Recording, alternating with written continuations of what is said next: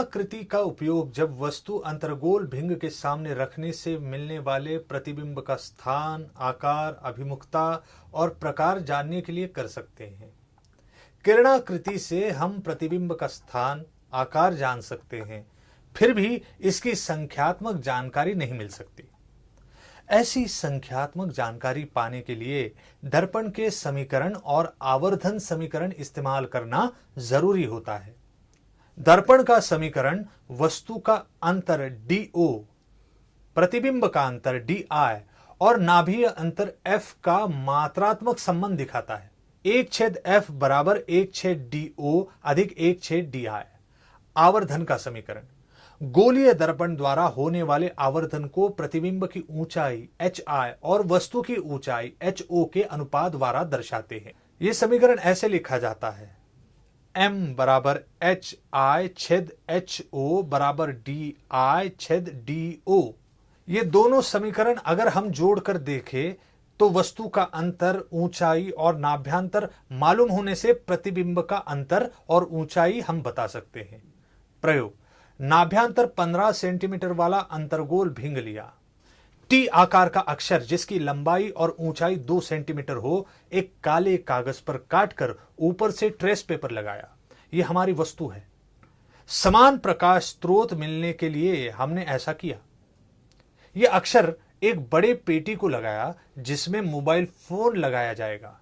हम mobile phone का उपयोग T अक्षर के पीछे प्रकाश स्रोत जैसा करेंगे। समीकरण से प्रतिबिंब 30 सेंटीमीटर अंतर पर बनेगा। प्रतिबिंब वास्तव, उल्टा और वस्तु जितने आकार का होगा। इस बार आवर्धन 1 होगा क्योंकि प्रतिबिंब और वस्तु एक जैसे हैं। भौतिक शास्त्र के अनुसार संख्यात्मक मूल्य के पहले अधिक या ऋण चिन्ह होने से उस राशि की दिशा दर्शाता है। वस्तु के प्रतिबिंब के लिए ऋण मूल्य हमेशा उल्टा प्रतिबिंब दर्शाता है। दर्पण के समीकरण के लिए चिन्ह के प्रमाण देखते हैं।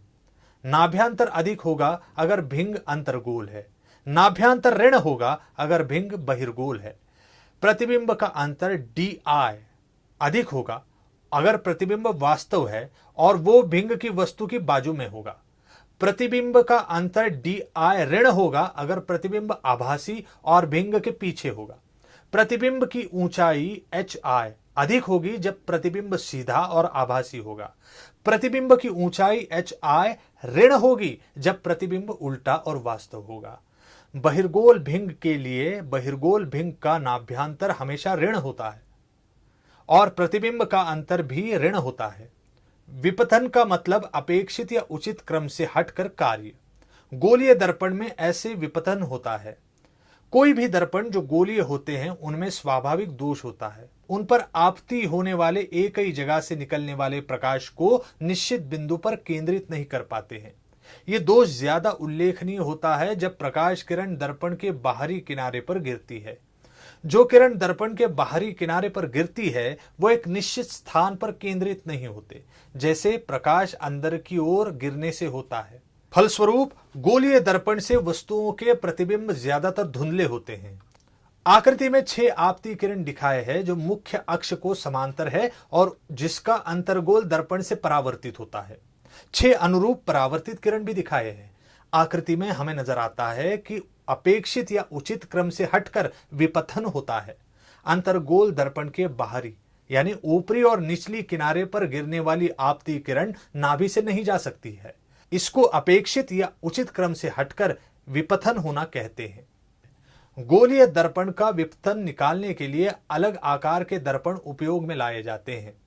साधारणतः परवलयिक दर्पण से नुकीला और स्पष्ट प्रतिबिंब बनता है जो गोलीय दर्पण से बनने वाले प्रतिबिंब जैसे धुंधले नहीं होता। सारांश: हमने दर्पण का समीकरण अंतर्गोल और बहिर्गोल दर्पण के लिए प्रतिबिंब का आकार और अंतर ढूंढने के लिए किया। ये चुनौती लीजिए। उल्टा प्रतिबिंब का आवर्धन जब 2 होता है तब वस्तु 22 सेंटीमीटर दूरी पर अंतर्गोल और बहिर्गोल दर्पण के सामने रखी है। प्रतिबिंब का अंतर और नाभि अंतर तय कीजिए।